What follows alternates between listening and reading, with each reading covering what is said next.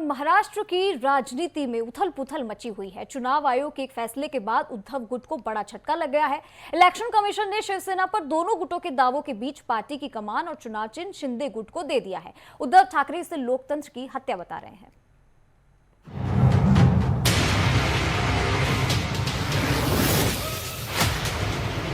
लोगों को ये कहने का अधिकार नहीं, ये हमारी जागीर है, ये प्राइवेट लिमिटेड कंपनी नहीं है, ये बाला साहब ठाकरे का विचार आगे ले जाने वाले हम लोग हैं।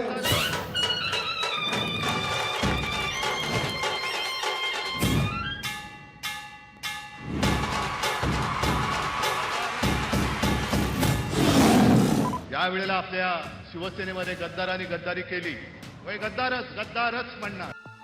बालासाहेब ठाकरे की विरासत को आगे ले जाने का दम भरने वाले उद्धव ठाकरे के सितारे इन दिनों गर्दिश में चल रहे हैं। पहले सत्ता गवाई और अब पार्टी भी हाथ से निकल गई। दिल्ली से चुनाव आयोग के फैसले के बाद महाराष्ट्र में शिवसेना की कमान अब एकनाथ शिंदे के पास चली गई है। शिवसेना का चुनाव चिन्ह धनुष बाण भी उन्हीं के पास रहेगा और अब शिंदे ही शिवसेना के असली बॉस हैं। महाराष्ट्र की राजनीति में ये नया अध्याय जुड़ गया है।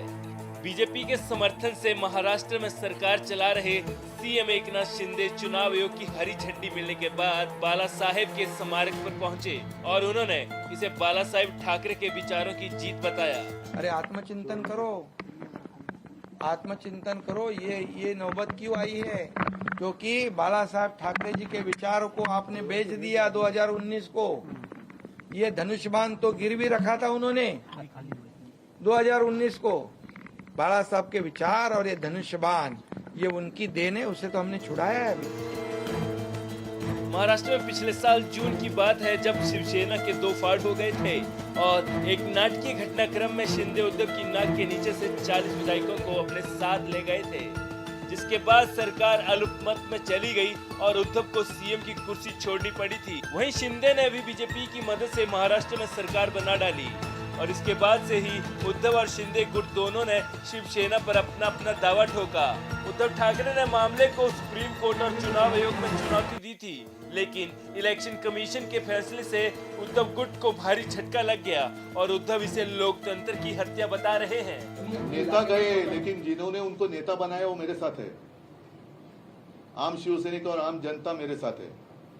तो नेता चले गए होंगे, जिन्होंने उनको नेता बनाया, ऐसे नेता बनाने वाली शक्ति मेरे पास है। मोदी का चेहरा महाराष्ट्र में नहीं चलता, इसलिए अब बाला साहब तो अब नकाब पहन के वो सारे भाजपाई मैदान में उतरना चाहते हैं। बाला साहब नाम ही चल रहा है, धनुष्यबाण चलता है, शिवसेना चलता है, भाजपा की जादू नहीं चल रही है। तो वहीं बीजेपी ने भी चुनाव आयोग के फैसले को जायज ठहराया है।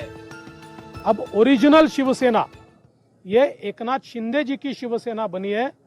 मैं एकनाथ शिंदे जी का बहुत बहुत अभिनंदन करता हूं। हमें जो विश्वास था, आज उस विश्वास को पूरे तरीके से बल मिला है और असली शिवसेना, बाला साहब के विचारों पर चलने वाली शिवसेना, ये एकनाथ शिंदे जी की ही है। पिछले साल उपचुनाव से पहले चुनाव आयोग ने अक्टूबर 2022 को पार्टी के सिंबल को फ्रीज किया था। दोनों गुटों को अलग अलग पार्टी चिन्ह दे दिया गया था।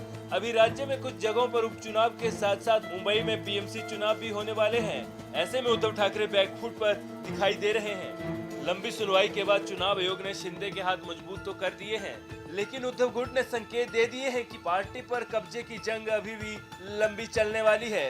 चुनाव आयोग के फैसले के खिलाफ सुप्रीम कोर्ट में अपील की जाएगी। Bureau report, Bharat express.